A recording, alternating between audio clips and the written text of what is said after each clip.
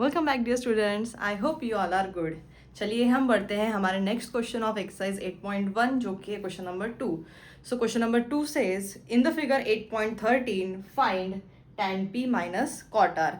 हमें जो given figure है उसकी मदद से tan p minus cot R की वैल्यू यहाँ निकालनी है। दो एंगल्स हो गए यहाँ पे एक्यूट एंगल P और R। P के रिस्पेक्ट में हमें tan की वैल्यू बतानी है, R की रिस्पेक्ट में हमें कॉट आर की वैल्यू बतानी है और बाद में उन दोनों का क्या करना है यहाँ पे सब्सट्रैक्शन। अब आप देखोगे एंगल अगर P है, tan थीटा का फॉर्मूला क्या है हमारा टाइप 1 में, अपोजिट अपॉन एडजेसेंट। तो tan P की अपोजिट साइड हो गई QR, एडजेसेंट हो गई 12। QR मेरे पास में नहीं है। कॉट आर, आर के रिस्पेक्ट में कॉट की वैल्यू, कॉट थीटा का फॉर्मूला क्या है, सिंपल एडजेसेंट अपॉन अपोजिट। तो आर के एडजेसेंट QR, अपोजिट PQ। तो मुझे इतना तो समझ में आ रहा है कि गिवन रेशोज जो है मेरे जो आ रहे हैं उसके अंदर QR की वैल्यू मुझे नहीं पता। तो QR की वैल्यू मैं कैसे फाइंड करूंगी, सिंपल, ये मेरा राइट एंगल ट्राइंगल है, पाइथागोरस थ्योरम में अप्लाई कर दूंगी। लास्ट वीडियो में मैंने आपको बोली थी कि हमें ऐसे क्वेश्चंस जब भी दिखते हैं हम सबसे पहले पाइथागोरस थ्योरम अप्लाई करके जो थर्ड वाली हमारी अननोन साइड है वो फाइंड कर लेंगे। तो चलिए सॉल्यूशन स्टार्ट करते हैं। Since triangle PQR is an right angle triangle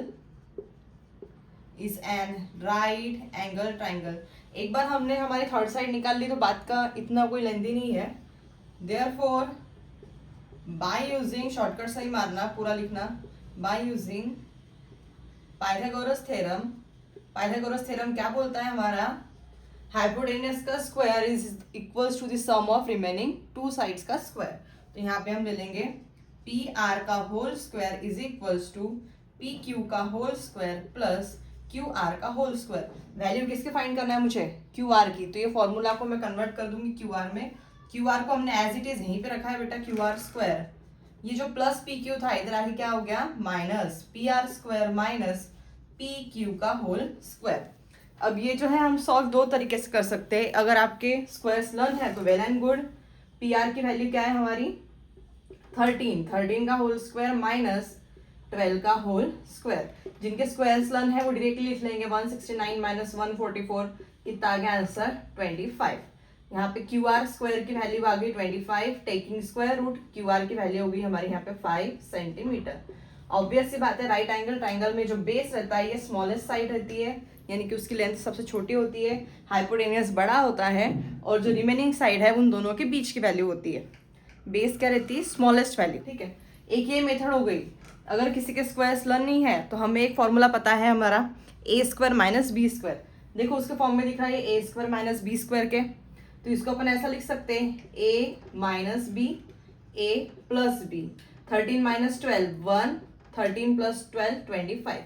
आ गया आपका answer simply 25। Taking square root आप करोगे तो क्यू आर की वैल्यू मिल जाएगी आपको 5 सेंटीमीटर। स्क्वायर्स लर्न है, बहुत अच्छी बात है, नहीं है तो यहाँ आइडेंटिटी का आप यूज करिए। सो चलिए अब मुझे क्यू आर मिल गया है सिंपल। अब पहले हम निकालते वैल्यू tan p की। tan p हमारा फॉर्मूला क्या है, अपोजिट अपॉन एडजेसेंट। p की अपोजिट साइड कौन सी हो गई, अब मैं ले रही एंगल p। एंगल p की opposite side Q R, adjacent side यानी p को लग के कौन सी है side, P Q. Value put कर देंगे सिंपल 5 अपॉन में 12, ये आ गया tan p का आंसर। सिंपली हम निकालेंगे फिर अब कॉट आर। अब मेरा एंगल कौन सा हो गया यहाँ पे, कॉट आर। कॉट थीटा का formula adjacent side upon opposite side. R का एडजेसेंट क्या है यहाँ पे, क्यू आर। तो ये हो गया यहाँ पे क्यू आर और आर की अपोजिट साइड क्या हो गई बेटा यहाँ पे पी क्यू। तो चलो क्यू आर की वैल्यू है हमारी 5 और पी क्यू की वैल्यू है हमारी 12। दोनों वैल्यू सेम आ रही, ठीक है। देयरफॉर फाइनल आंसर निकालना है हमें tan p minus cot R. Values put कर देंगे 5 upon 12 minus 5 upon 12। Simple answer क्या आ गया आपका 0। Therefore tan p minus cot R is equals to, answer क्या आ गया 0। सिंपली सबसे पहले मैंने पाइथागोरस थ्योरम अप्लाई करके अननोन साइड यहाँ फाइंड कर ली।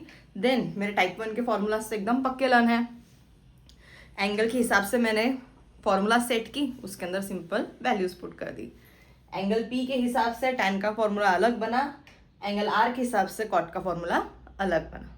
ठीक है, एंगल के अपोजिट साइड एंगल को लग के एडजेसेंट साइड हाइपोटेन्यूज तो एज इट इज रहेगी।